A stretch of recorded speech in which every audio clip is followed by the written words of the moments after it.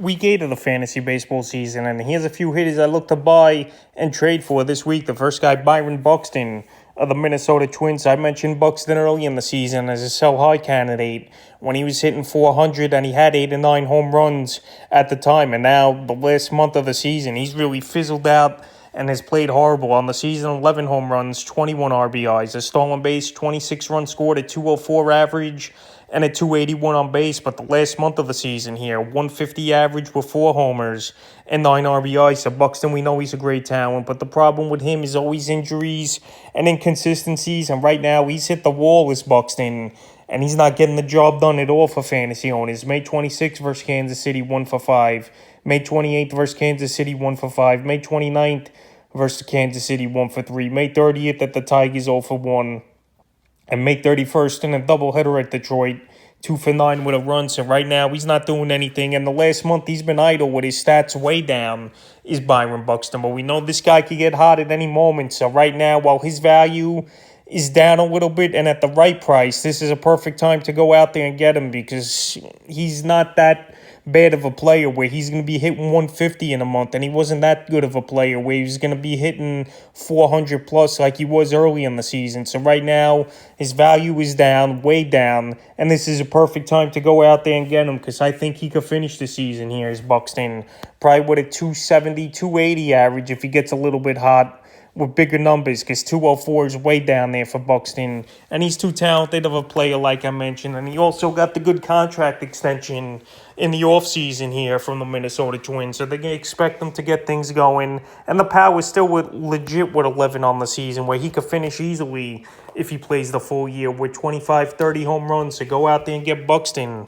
while he's done nothing over the last month of the season. The next guy is Alex Bregman of the Houston Astros. So Bregman, he got off to a big start the first couple weeks of the season, and he's another guy that pretty much hasn't done nothing as well here as Bregman over the last month of the season. On the season, 6 home runs, 28 RBIs, 24 runs scored, 221 average, and a 341 on base. So the good thing with him, the on base is still up there compared to his batting average.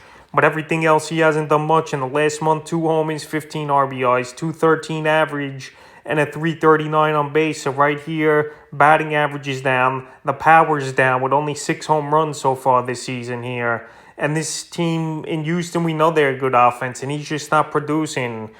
And he's in a big slump as well. Here's Bregman. May 27th at Seattle, 1 for 4. May 28th at Seattle, 2 for 3. May 29th at Seattle, 0 for 3. May 30th at Oakland, 0 for 3. May 31st at Oakland, 0 for 3.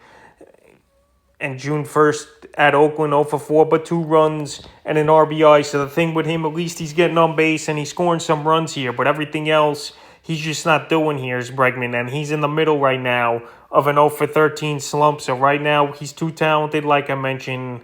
He's a solid player. And this guy's been an early round pick for the last few seasons for a reason. So right now, while his value's down, go out there and get him, because he definitely could get hot at any time.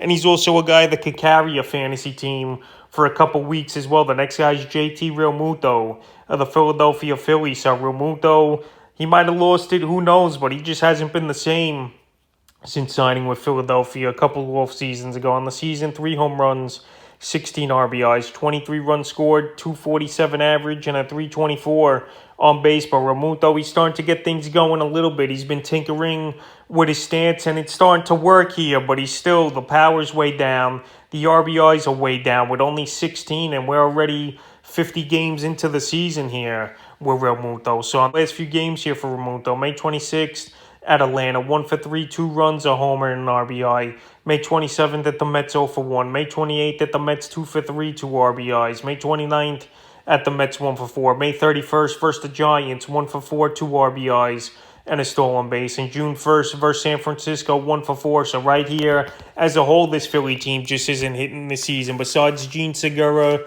who's hitting, and Bryce Harper, but now Segura is on the injured list. But right now, we know catch is a weak position. And JT Realmuto, he's too good not to be hitting at least 280, 290. And then the power will come as he gets the hits getting going. So right now, while he's way down there is Realmuto at a weak catcher position especially, this is a perfect time to go out there and make a deal for him. And I think you give up a mediocre starter at best to get him on your roster. The next guy, Javier Baez of the Detroit Tigers. I don't know what happened to him here, is Javier Baez. Last season, he had a monster year between the Chicago Cubs and the New York Mets. And this season, he's fizzled out big time in Detroit. Maybe it's the protection you don't have in the lineup, or maybe he's a guy that got the fat contract in the offseason and he's dogging it now. I don't know. But anyway, 3 home runs, 13 RBIs, 10 runs scored, a 197 average, and a 236 on base. Baez, I know he missed about 7 to 10 days earlier in the season with a hand injury, but he's just got getting anything going. The power's not even there. If the average was low for Baez, I could see. But 3 home runs, he could hit that in a game sometimes, is Baez. So right now, May 26th versus Cleveland, 1 for 3 with a rib. May 28th versus Cleveland, 0 for 4. May 29th versus Cleveland, 0 for 3. May 30th versus Minnesota, 1 for 5. And May 31st versus Minnesota in a doubleheader, 2 for 8. So right here, he's slumping big time, is Javier Baez. But this guy's too good of a talent to lose it in one season here, especially. Maybe adjusting to the American League has been harder for Baez. But he's another guy. If he could get going, he could carry a fantasy team for a few weeks to a couple months as well. And maybe he'll get right with an upcoming weekend series in Yankee Stadium, which obviously is a great hitter's park, and the weather's warming up as well on the East Coast. And now he qualifies at second and short, and you pretty much could give up nothing to get Baez on your roster. And like I mentioned, this guy's too good to be held down this long, and it just takes him a couple games to get going where he could hit for power and get that batting average up. So I would buy Baez, and you could get him on a huge discount this week. In the 5th and final hit I look to buy and trade for is Kyle Schwarber of the Philadelphia Phillies. So Schwarber, it's been a down season for him in terms of batting average, but the power is still pretty much on par. 12 home runs, 25 RBIs, 28 runs scored, 2 stolen bases, but always a high strikeout guy. And I feel like he's striking out more this year on his pace than last season. 66 strikeouts and 177 at-bats, a 192 average, but he's still drawing his great amount of walks with a 314 on base for Schwarber. So right here, the power is there, so that's a good sign. But the batting average and the strikeout rate is way down. So right here, the last few games for Schwarber: May 27th at the Mets 0 for 3, May 28th at the Mets 0 for 4, May 29th at the Mets 0 for 4, May 30th versus San Francisco 2 for 4 with a homer and an RBI, May 31st versus San Francisco 0 for 3, and June 1st, a big ball game, 2 for 4, a homer, 2 RBIs, including the game tying homer in the 9th versus the Giants. So right here, he's a guy, we know what he did last season before he got hurt, hitting 15 home runs, I think, in a 16-game span or something is Schwarber. And especially playing in this man box in Philly, he's going to get a lot of home runs as Schwarber. And he could pile them up quickly, no doubt about it. So he's got a homestand with the Angels this weekend. And he's a guy that definitely could pounce on that pitching staff, is Kyle Schwarber. And right now, if the owner dropped him, which they haven't, he's only available in 7% of fantasy leagues. But if you want to go out there and make a deal for him, this would be the perfect time to do it, because I could see him getting on a big tear, Schwarber. And like I mentioned now, he's got 2 home runs in his last 3 ball games. So I would go out there and buy him, because we saw the damage he did last season, and he could carry a fantasy roster for weeks on end. So that's a few hitters I look to buy and trade for Week 8 of the fantasy baseball season.